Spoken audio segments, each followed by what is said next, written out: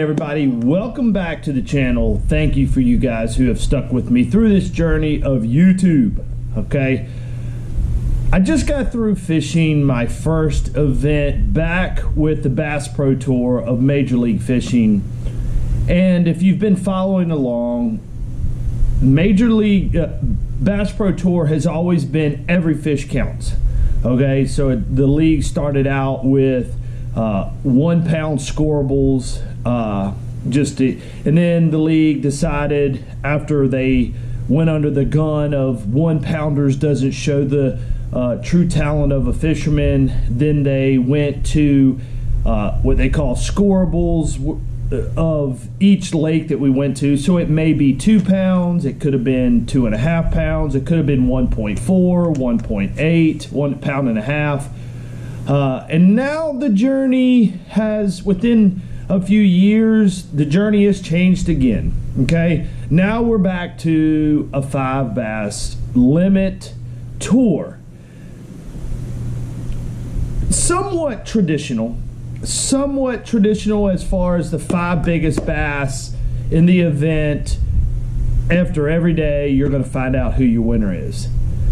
So this was my first event of the year, and I want to journey you back to Every Fish Counts, and let's talk about that just a little bit before we dive into the 5 bass limit. Every Fish Counts is a format, like I said, where whatever the goal was, whether it was 1.5 pounds or 1 pound, whatever the goal was, as many fish as you caught counted. There's been a lot of debate on this, meaning some people think that it doesn't show the true talent. And I know you guys are going to blast me with comments, but if you blast me with a comment, make sure you listen to all of this before you even get to the comment section, because I'm probably going to cover it. But a lot of people think that Every Fish Counts is not showing the true talent of a fisherman. Okay, I want to give you a couple things to think about. In commercial fishing part of the world, right? Let's say you're a tuna fisherman, and let's say you come in, it takes you X amount of time, and you come in with a 350 pound tuna. You know how to catch big ones. And in the commercial fishing world, everything is done by pounds, and the guy, Johnny, beside you, he figured out how to catch some smaller tuna, legal size, but smaller tuna. You know, he come through and he came in with 3,000 pounds of fish. Now, clearly, that commercial fisherman is a better fisherman, because that guy couldn't figure out how to catch the little ones. Even though you guys think that catching little ones doesn't show talent, catching little ones doesn't prove that you're a great fisherman, you guys have been on this pride journey of thinking that catching little ones is no problem. I can assure you, a 2 pound minimum, dude, that's tough. I've already lived it. You think you're catching, I caught a bunch of 2 pounders. Ho, ho, ho. I guarantee, put a scale to them. Most big bags have at least 1, if not 2 2-pounders in it. Okay? So you think I caught a bunch of 2-pounders. I can pretty much assure you, after weighing them, 2-pounders are hard to come by. Okay? So in the commercial fishing world, clearly the guy who comes in day after day after day with thousands of pounds, and this guy catches 1, maybe 2 big ones a day, he's coming in, yeah, but I can guarantee you what the world and the people who are going to give the money to, and the people who can appreciate a great fisherman and go out there and catch, whether it's 3,000 pounds of tuna or 1 tuna, they're going to go after him. They're going to say he is the better fisherman. Okay? Where the pride came in at was a long time ago, when I say long, 4 or 5 years ago, when things started transpiring, when Major League Fishing was starting to develop. We had the FLW Tour. There was some negativity thrown at leagues, okay? Negativity thrown for weighing fish at weigh-ins, and there was some negativity thrown at FLW Tour. It was at one time, some of the memes were the beep little worm tour. Okay, so you can fill in the F, little worm tour. Okay, so there was a lot of things being thrown at a lot of leagues. A lot of pride got hurt, and when there was some tension thrown at different leagues, I think that's when the attack of started coming back. And when that attack started coming back, they started to attack in a way that the only way that they could come back at us is, or the Bass Pro Tour was to say, hey, y'all just catch a bunch of little 1-pounders, that's not showing. Or they were blasting us for the Bass Pro Tour way of thinking, which was every fish counts. It shows clearly you're the better fisherman. And then that was their way of attacking. And through a lot of pressure and through a lot of change, I think what's happened now is the league has went back to the 5 bass limit. What is my opinion on it? Okay, before we get into the format of the 5 bass, my opinion is this. There's been a lot of debate saying this, to follow close. We went back, and I was talking to Marty Stone, and this is coming from Marty Stone. He said, we went back and we calculated up the 5 biggest bass that everybody caught during these events. And pretty much it was the same winner that would come out in a 5 bass limit every time. But although some truth to that, possibly, when they calculated up Jacob Wheeler's 5 bass limit, let's say his 5 bass limit out of 35 bass was 18 pounds 9 ounces. Clearly he had probably the biggest bass bag of the day in a 5 bass format. But in that format, it was a race to the top to get the championship spot. So first and second would be battling, third, fourth, fifth. Once the two separated themselves from the rest of the pack, guess what third, fourth, fifth, sixth place, all of those guys did? They went brrr. They throttled back. They did not want to burn the fish. They go, I'm going to let 1 and 2 burn them up. Okay? That meant, could guy number 3, say it was me in third place, I'm like, I can't catch them in championship round. I throttled back. So for the 4.5 hours I didn't fish, and I throttled back, and I started doing it. And then 4.5 hours I could have caught a 5, a 6, a 10, a 12, 50. You understand what I'm talking about? That's discrediting everybody from third place down. You're not giving them credit. You're only looking at the top percent. When the game is like a chess game, it's not your typical 5 bass limit after 4 days. Who has the most accumulative weight? Clearly he's the winner because he didn't throttle back. Well, you can't go by tournaments where we throttle back or throttle ahead and burn up what you could have worked out for 4 days. Instead, Wheeler throttled it. He wanted to go to the championship round, throttled most of his fish, and wasn't able to win. You understand how you can't use that stat and dictate what you think the outcome was going to come, because you don't know what third place through 20th place was doing during that time. First place and second place was battling it out. So here we are in my first event, and my thoughts of it is this. We were here at Kissimmee Chain. We're back to the 5 bass limit, okay? But it's still weights that are throttled back. Even though there's no advance to the championship round, basically we're fishing 2 tournaments in one event.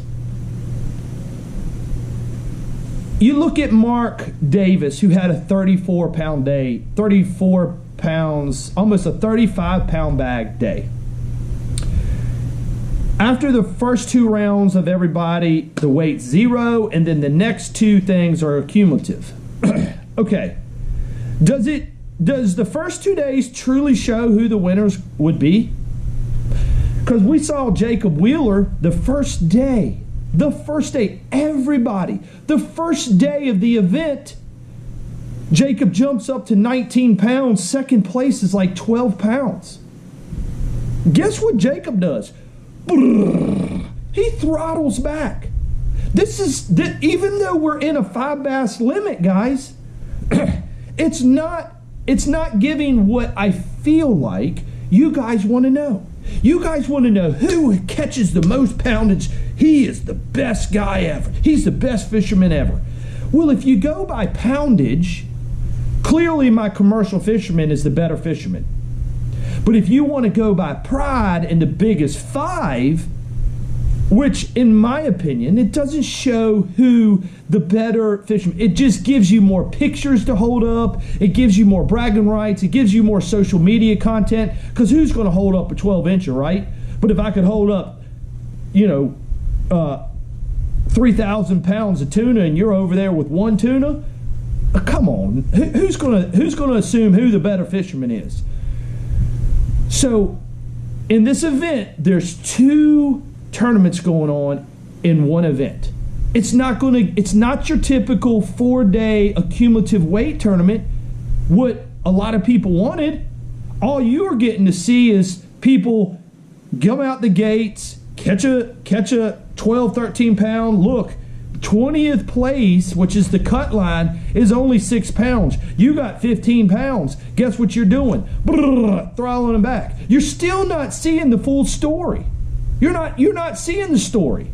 And now they're running around with cameras trying to figure out who should we follow? Who's going to be throttling back? Who's going to be putting the throttle forward? Who's on the cut line? Who's doing this? Now you got cameras rushing around trying to give you a story when they don't even know how the story's going to unfold. They don't know. So then after 2 rounds, you're going to cut it.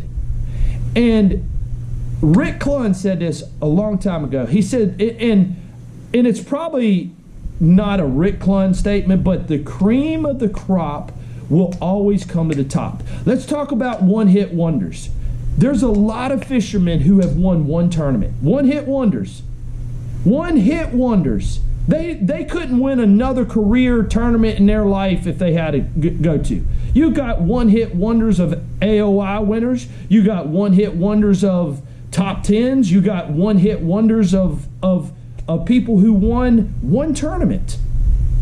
But the guy who proves himself, multiple Angler of the Years, multiple top 10s, multiple wins, it's pretty obvious, right? It's pretty obvious. When you get to a 2-day tournament, a lot of people can have 2 good days because Mark Davis had a 35-pound bag yesterday. Let's say he followed it up with a 10-pound bag. Day 3, another 10-pound bag. Meanwhile, Andy Morgan just 20, who over a 4-day period, which allowed weather changes, which allowed all kinds of things to happen, who clearly was the best fisherman after 4 consistent days? Andy Morgan. So with the two-thing format, you've already seen it. You watched Randy Howe lead it. After first, he had a monstrous day. Then he followed it up with just a mediocre day. And then in the knockout round, he couldn't even he didn't even go near the top 10. You look at Dakota Ebert. All these guys that were at the top, after 2 days, falling off. So even though we're doing a 5 bass format, what we're used to is a 4-day event, a cumulative weight. That's what shows who is the better fisherman. Because in a 2-day event, you got the one-hit wonder. You got the, and Mark, I've been using Mark. I want to clarify this. Mark is not, Mark Davis has credentials beyond what anybody could imagine. Mark Davis is extremely good fisherman. He knocked down 35 pounds, but in Florida, you have these big females that just show up, and you get in the area and the females are there and you look like a hero. We go back to that same area tomorrow and you ain't such a hero. And I'm anxious today to see how it is. I'm filming this before the last event. So before the last day. Championship actually is today. So if you're wanting a cumulative weight, what we're used to, what would you guys think? Do you think every fish counts, every legal score, whatever the state says the average bass is? Okay, if it's 14-incher, let's just say it's a 1.4. Okay, whatever the state says a legal fish is, do you think, after hearing me explain a little bit of how the mentality is, we always think bigger is better. And in the fishing world, big fish to me, and I think I put a video out on my channel, big fish to me plays a lot of luck, okay? I flipped by a stump, I set to hook, I caught a 2-pounder. You flipped by the stump, you set to hook, you caught a 8-pounder. Were you swinging for the fences on that flip and I wasn't swinging for the fences? Okay, there's a lot of luck that happens. To give you a stat on luck, this is my 29th season. I've won big bass once or twice in 29 years. Okay, you can have the big fish mentality, but I've got 4 Angler of the Year saying, I'm going to do the best I can do. I'm not going to put a giant glide bait on or gigantic swim bait on and go swing for the fences. You can't do it in a 4-day format. Clearly, to me, the best fishermen are whoever comes in with the most fish every day. Now, here's the summary of the whole league. When asked about the whole league and they did this vote, most people don't care. Most people didn't care whether it was 5 or we did every fish. We're just like, when I say we, the league, most people, my friends I talk to in there, they're just like, I really don't care. Some people were really strong about the 5 bass. Some people were really strong of keeping the every fish counts. But for the most part, we don't care. I was one of those guys. I didn't care. I didn't care. I didn't care if we went every fish. I didn't care if we went 5 bass. To me, the fisherman that knows how to catch the most bass everywhere they go, that commercial fisherman that knows how to catch 3,000 pounds a day, in the end of the day, he's still gonna come away with a bigger check and a bigger thing. Guys, comment below. I will read your comments. I absolutely will read your comments. Thank you for subscribing to the channel. Thank you for all your support, guys. I hope you got a little bit better insight of the league's decision and the feel for us as anglers of what's going on. Make sure to check back at the channel, hit that subscribe button, and hit the notification button. Guys, thank you for all your support, and I'm out.